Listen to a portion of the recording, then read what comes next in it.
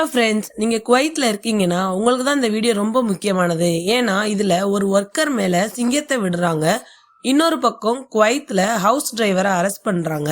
அதனால குடும்பம் எப்படி பாதிக்கப்படுது, ஜெயில், பனிஷ்மெண்ட், நாடு கடத்துறது இதெல்லாம் எப்படி நடக்குதுன்றத நம்ம பார்க்கலாம். வீடியோவை ஸ்டார்டிங்ல இருந்து எண்டிங் வரைக்கும் ஸ்கிப் பண்ணாம பாருங்க. இது ஒரு வார்னிங் பிளஸ் அவேர்னஸ் வீடியோ. குவைத்ல ஒரு சின்ன மிஸ்டேக் பண்ணாலும், தவறான ஒரு முடிவு எடுத்தாலும், கஃபீல் ஒரே ஒரு கம்ப்ளைண்ட் கொடுத்தா நேரா ஜெயில் அப்புறம் நாடு கடத்திடுவாங்க. முன்னாடி எல்லாம் பாத்தீங்கன்னா கேஸ் இருந்தா வார்னிங் பண்ணுவாங்க. ஸ்மால் தெஃப்ட், அதாவது சின்ன திருட்டு பண்ணா ஃபைன் போடுவாங்க. ரன்னவே ஒர்க்கர்ஸ்க்கான ப்ராசஸ் டிலேவா தான் நடந்துச்சு. எம்பசியோட ஹெல்ப்பும் ரொம்பவே ஸ்லோவா தான் இருந்துச்சு. ஆனா இப்ப பாத்தீங்கன்னா சட்டம் ரொம்பவே ஸ்ட்ரிக்டா இருக்கு. குவைத் அரசு ஜீரோ டாலரன்ஸ் பாலிசி தான் ஃபாலோ பண்ணுவாங்க. எந்த ஒரு கேஸ்னாலும் ஜெயில போட்டுருவாங்க. ஜெயில இருக்கீங்கன்னா அப்புறம் நாடு கடத்திடுவாங்க உங்களை. ஃபர்ஸ்ட் அப்டேட் என்னன்னா, ஒர்க்கர் அண்ட் லயன் இன்சிடென்ட் பத்தி பார்க்கலாம். நீங்க வீடியோல பாத்திருப்பீங்க, ஒரு ஒர்க்கர் மேல காமெடிக்காக சிங்கத்தை விட்டுருக்காங்க. இந்த இன்சிடென்ட் குவைத்ல நடக்கல, இது லிபியால நடந்துச்சு. அந்த ஒர்க்கர் எகிப்து நாட்டை சேர்ந்தவர். லிபியால வேலை பார்த்துக்கிட்டு இருந்திருக்காரு. கஃபீல் ஜோக்குன்னு நினைச்சு சிங்கத்தை அந்த ஒர்க்கர் மேல விட்டுருக்காரு. எகிப்துல இந்த வீடியோ வைரல் ஆனதும் மக்கள் எல்லாருமே அதிகமா கோவப்பட்டாங்க. இது ஹியூமன் ரைட்ஸ் வயலேஷன் சொல்றாங்க. அந்த ஒர்க்கருக்கு உயிர் பயம் வந்துருச்சு. ஸ்பான்சர் அவரோட பவரை மிஸ்யூஸ் பண்ணி ஜோக்குக்காக அந்த ஒர்க்கரோட லைஃபவே ரிஸ்க் ஆக்கியிருக்காங்க. ஃப்ரெண்ட்ஸ், இது லிபியா கேஸா இருந்தாலும் கல்ஃப் கண்ட்ரிஸ் எல்லாத்துக்குமே இது ஒரு லெசன் தான். வெளிநாட்டுல வேலை பார்க்கற ஒவ்வொரு தொழிலாளருக்குமே பொறுப்பு இருக்கு. அவங்களுடைய சேஃப்டிக்கு ரைட்ஸ் ஃபுல்லாவே இருக்கு.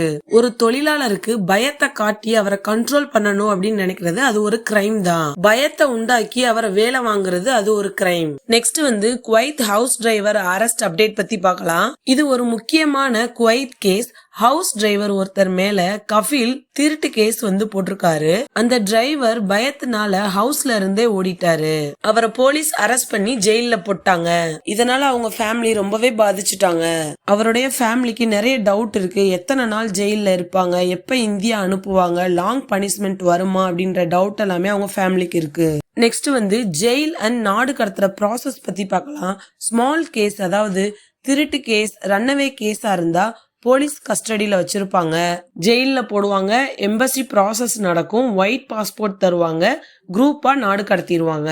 சின்ன கேஸா இருந்தா இந்த ப்ராசஸ் எல்லாம் நடக்கிறதுக்கு 7 நாள்ல இருந்து 1 மாதம் வரைக்கும் ஆகும்.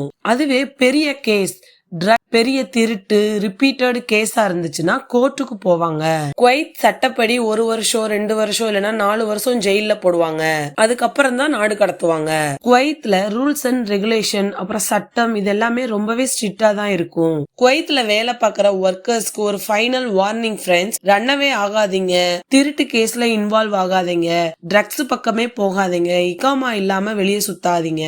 உங்களுடைய இகாமாவை எப்போதுமே உங்க பாக்கெட்ல வச்சுக்கோங்க. உங்களுக்கு ஏதாச்சும் ப்ராப்ளம்னா இந்தியன் எம்பசி ஹெல்ப் பண்ணுவாங்க. ஃப்ரெண்ட்ஸ், இன்னைக்கு நம்ம வீடியோல ஷார்ட் அண்ட் ஸ்வீட்டா என்ன பார்த்திருக்கோம்னா, கஃபீல் பயத்தை உண்டாக்கி வேலை வாங்குறது ஒரு கிரைம். நீங்க ஒரு சின்ன தவறு பண்ணா கூட உங்களை ஜெயில போட்டுருவாங்க. அப்புறம் உங்க ஃபேமிலி தான் ரொம்ப கஷ்டப்படுவாங்க. ஃப்ரெண்ட்ஸ், இந்த வீடியோ உங்களுக்கு ரொம்ப யூஸ்ஃபுல்லா இருக்கும்னு நினைக்கிறேன். மறக்காம நம்ம சேனலை சப்ஸ்கிரைப் பண்ணிக்கோங்க. தேங்க்யூ.